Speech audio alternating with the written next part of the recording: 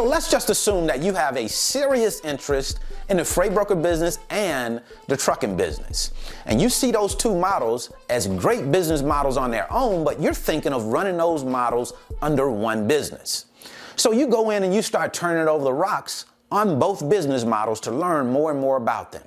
And you do all of the due diligence, you learn what you need to learn about both business models, and then you're asked a question. And you have some multiple choice answers. But the question is, which of these industries are declining industries? Answer A, the freight broker business. Answer B, the trucking business. Answer C, neither of them are declining.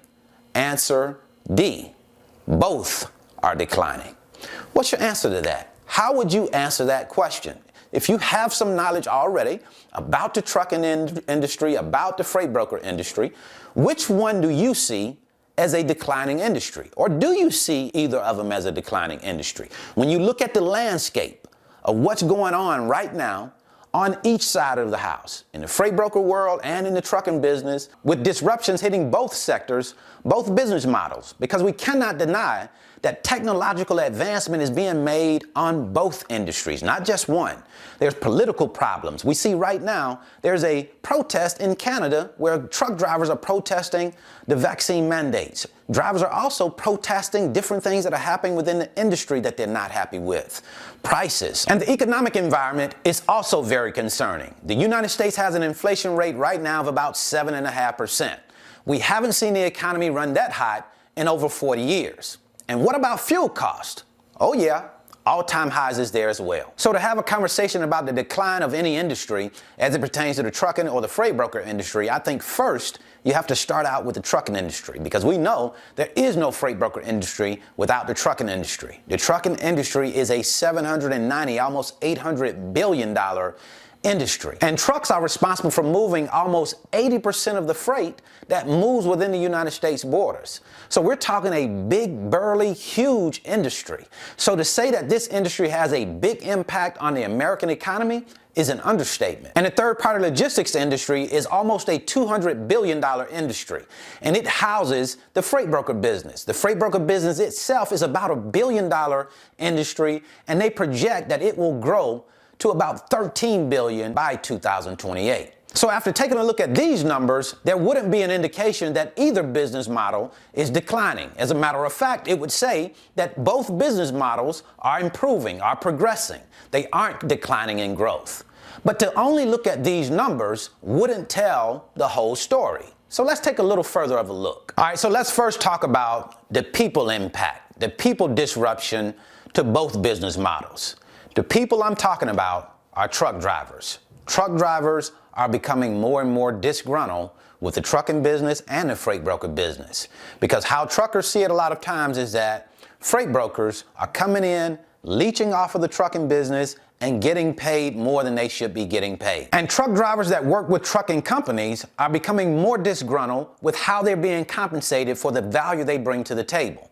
That's been going on for some time, but now I think it's coming almost to a boiling point, because we have drivers, the average age of a driver is about 47 or 48 years old. So that says not a whole lot of new drivers, young drivers are coming into this industry. So that presents big problems. So when we take a look at this industry, the people problem, in my opinion right now, is the biggest problem we have on the horizon. We can see that this is causing a big impact on the overall industry.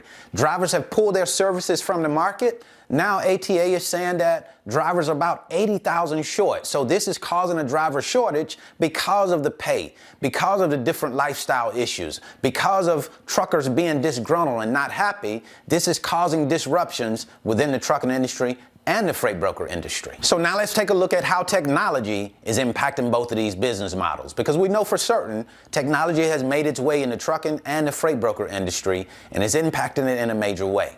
We've been saying for a long time that technology is coming. Well, we don't have to say it any longer. It is here. And capitalism, this is one of the great things about capitalism, is it always makes you stay competitive. It always makes you to stay innovative and on top of things, because something is always out there that can replace your skill set. So we have to be on top of that. We always have to be innovative and coming up with new things. That's what technology is pressing us to do right now as freight brokers. On the freight broker side of the house, automation is a thing now. Getting tools that allow for you to be more effective, more efficient in load movement is the key. When you look at the trucking industry, they've been talking about driverless trucks were coming for a long period of time to combat, having to get drivers. Well, that's not coming anymore. That's here. They're actually testing trucks.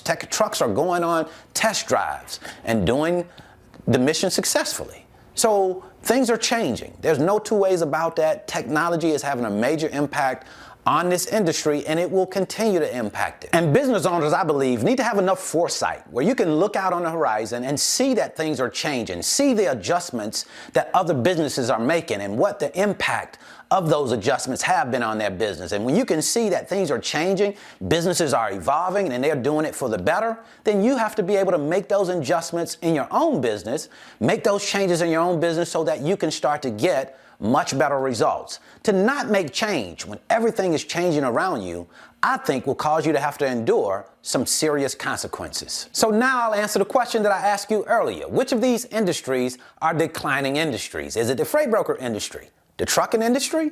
Is it neither of these industries, or are both declining?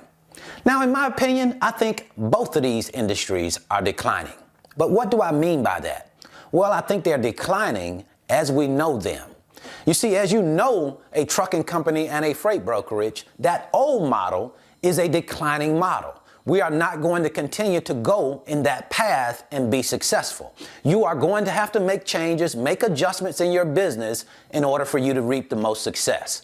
If you don't make those changes, it's going to be terribly difficult. So that's what I wanted to share with you today. I certainly hope this information has been helpful. If you want to learn more about the freight broker business, I'll leave a free link in the description. It's my 5-video series titled How the Load Movement Process Works. It allows for you to come into the office with me and watch as I move loads, talk to shippers and carriers. That way you can get a better understanding of how the business works before you come into it. And then, if you want to learn more about how you can become a full-time freight broker instead of working on it part-time, give it all of your time, build your dream full-time, I'll leave a free video right here. So until the next time, I wish you the very best in your life and business. See you at the top, because the bottom is much too crowded.